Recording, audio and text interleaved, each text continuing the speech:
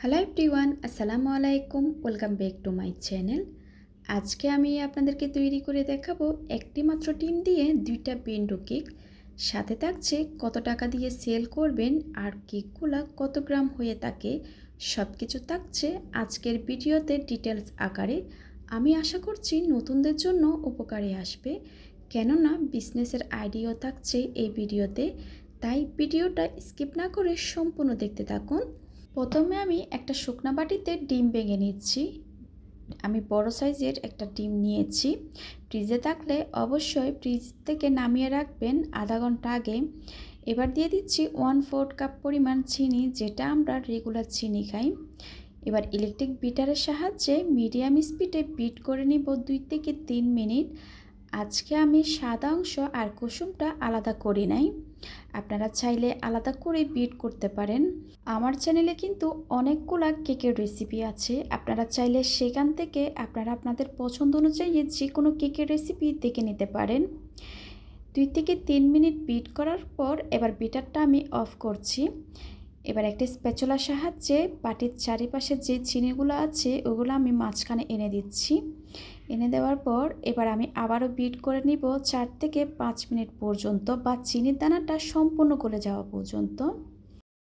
4 থেকে 5 minute bit করার পর এরকম সাদা ফোমে হয়ে আসবে, তখন বিটারটা অফ করতে হবে। এই সময় আমি দিয়ে দিচ্ছি অরেঞ্জ ইমালশন। আপনারা যে ফ্লেভারে কেক তৈরি করবেন ওই ফ্লেভারটা অ্যাড করে দিবেন। আমি হাফ চা চামচ পরিমাণ অরেঞ্জ ইমালশন দিয়ে দিলাম। 1 টেবিল চামচ পরিমাণ রান্নার রেগুলার তেল দিয়ে দিয়েছি। আবারও বিট করে নিব 10 থেকে 15 সেকেন্ড পর্যন্ত। এই পর্যায়ে কিন্তু আমি ওভার বিট করব না। বিট করা হয়ে গেছে, বিটারটা সরিয়ে নিচ্ছি। এবার দিয়ে দিব শুকনো উপকরণগুলো। একটা চালনিতে আমি 1/4 কাপ পরিমাণ ময়দা দিয়ে দিলাম। 1 চা চামচ পরিমাণ কর্নফ্লাওয়ার দিয়ে দিলাম। 1/8 টিস্পুন পরিমাণ বেকিং পাউডার দিয়ে দিয়েছি। এবার শুকনো উপকরণগুলো খুব ভালো মতো করে চেলে নিচ্ছি। শুকনো উপকরণগুলো চেলে নেওয়া হয়ে গেলে একটা বিটারে কাটার সাহায্যে আলতো হাতে ফোল্ড করে করে মিশিয়ে নিচ্ছি। আপনারা চাইলে মেশানোর কাজটা একটা স্প্যাচুলার সাহায্যে বা হ্যান্ড হুইক্সের সাহায্যেও মিশিয়ে নিতে পারেন। শুকনো উপকরণগুলো খুব ভালো মতো করে মিশে গেছে। এবার আমি এটাকে একটা 4 ইঞ্চ মোল্ডে সম্পূর্ণ ব্যাটারটা ঢেলে নিয়ে বেক করে নিব ওভেনে। আপনারা চাইলে চুলায়ও বেক করতে পারেন। আমি ওভেনে বেক করে নিয়েছি কেকটা, আর অফ ক্যামেরায় স্লাইস করে নিয়েছি। আমি খুবই দুঃখিত, বেক করার অংশটা দেখাতে পারি নাই।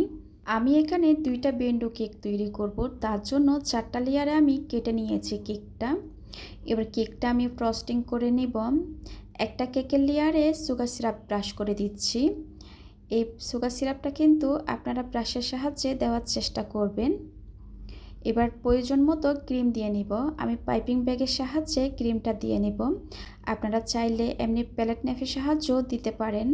এবার ক্রিমটাকে আমি প্যালেট নাইফের সাহায্যে চারিপাশে ছড়িয়ে দিব। ছড়িয়ে দেওয়া হয়ে গেলে আমি কেকের দ্বিতীয় লেয়ারটা বসিয়ে দিচ্ছি।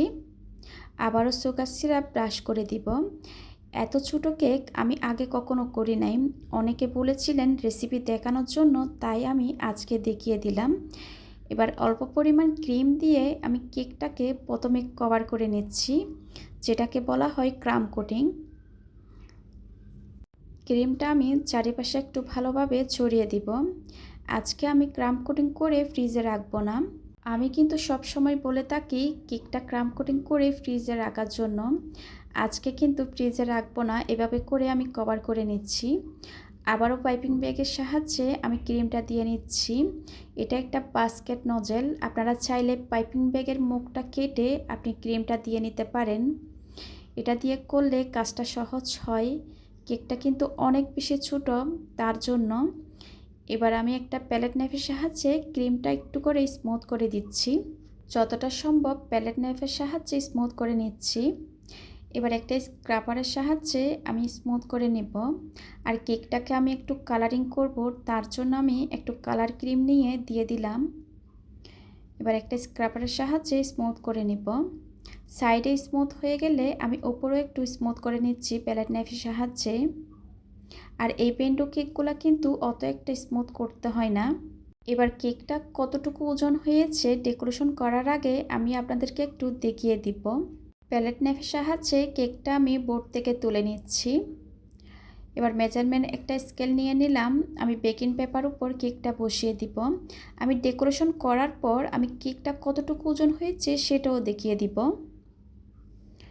দেখুন কত সহজে কিন্তু কেকটা বসিয়ে দিলাম বেকিং পেপার উপর। 141 গ্রাম মতো হয়েছে। এবার কেকটাকে আমি বেন্টো কেকের বক্সে নিয়ে নিচ্ছি। খুব সহজে কিন্তু বক্সে রাখা যায় কেকগুলা, একদমই নষ্ট হয় না। আমি অফ ক্যামেরায় আরেকটা কেক করে নিয়েছিলাম, সেটাও বেকিং পেপার উপর বসিয়ে দিচ্ছি। বেকিং পেপারের উপর বসিয়ে দিয়ে আস্তে করে টান দিলে প্লেট নাইফটা চলে আসবে। যে সাইড একটু করে নষ্ট হয়ে যাবে সেই সাইডটা আপনি প্যালেট নাইফের সাহায্যে আবারও স্মুথ করে নিতে পারেন। এবার কেকটাকে আমি আবারও বক্সে নিয়ে নিচ্ছি। এবার কেক দুটোকে আমি ডেকোরেশন করে নিব। একটা ছোট টুটি নজল দিয়ে এভাবে করে আমি বর্ডার করে দিচ্ছি।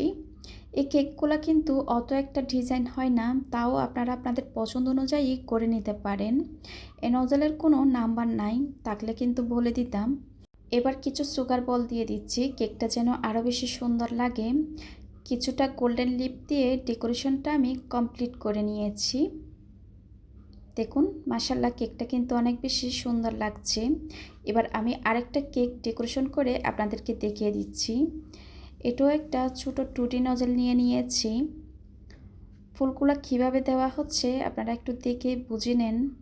ফুলগুলা কিন্তু দিয়ে দেওয়া হয়ে গেছে। এবার কিছু সুগার বল দিয়ে আমি কেক ডেকোরেশনটা কমপ্লিট করে নিব।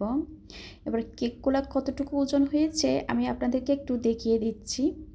সাধারণত এই কেকগুলোর ওজন হয়ে থাকে 150 গ্রাম।